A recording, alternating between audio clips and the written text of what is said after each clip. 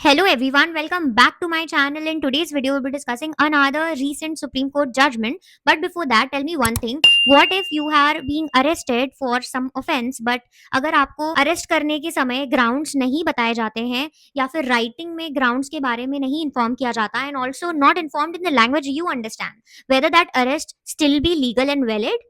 This is what we will be discussing in today's video. Let's begin. So, the name of the case is Mihir Rajesh Shah versus State of Maharashtra and another year 2025. Now let's understand the facts of. So ये case है एक बहुत ही high profile hit and incident जो कि मुंबई में हुआ था. सो ऑन 7 ऑफ जुलाई 2024 सुबह एक वाइट BMW कार जो है वो एक स्कूटर को हिट करती है जिसमें दो लोग होते हैं, हस्बैंड एंड वाइफ. अब इसमें होता ये है कि जो स्कूटर पे जो पैसेंजर्स होते हैं उन लोगों को काफी ज्यादा चोट पहुंचती है और आपने न्यूज में सुना भी होगा कि इनफैक्ट जो पीछे बैठी होती है उनकी wife passenger, she was dragged 2 kilometres from the place of the incident and died on spot. और जो सीसीटीवी होता है वो ये शो करता है कि पहले जो BMW कार थी that was being driven by young man later identified Mihir Rajesh Shah.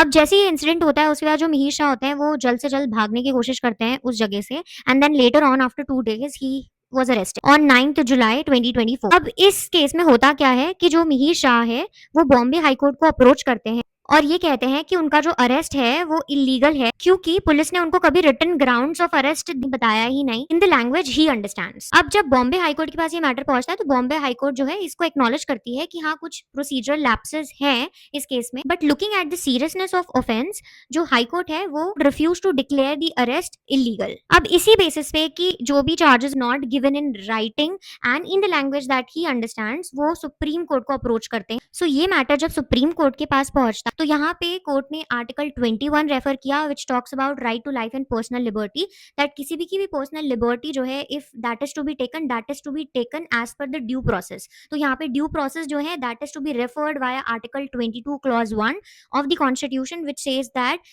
whenever a person is being arrested that person must be informed the grounds of his arrest. तो यहाँ पे सुप्रीम कोर्ट ये बोलती है कि it is really important and it is mandatory क्योंकि हमारे constitutional provisions में है that the person who is being arrested उसको आप इन्फॉर्म करो, ओरली इन्फॉर्म करो अगर रिटन में इन्फॉर्म नहीं कर सकते, बट इट इज इंपॉर्टेंट कि आप उसको राइटिंग में भी इन्फॉर्मेशन दो और उस लैंग्वेज में दो that is to be understood by the accused. Court ने ये भी कहा कि जब आप रिमांड के लिए जब भी आप मजिस्ट्रेट के समक्ष प्रेजेंट करोगे अक्यूज को उसके एटलीस्ट 2 आवर्स प्रायर टू आप उसको राइटिंग में ये इन्फॉर्मेशन दोगे कि what are the grounds on which that person is being arrested. अब चाहे वो ऑफेंस हो भारतीय न्याय संहिता में, चाहे वो ऑफेंस हो IPC में, चाहे वो ऑफेंस हो PMLA में या कोई भी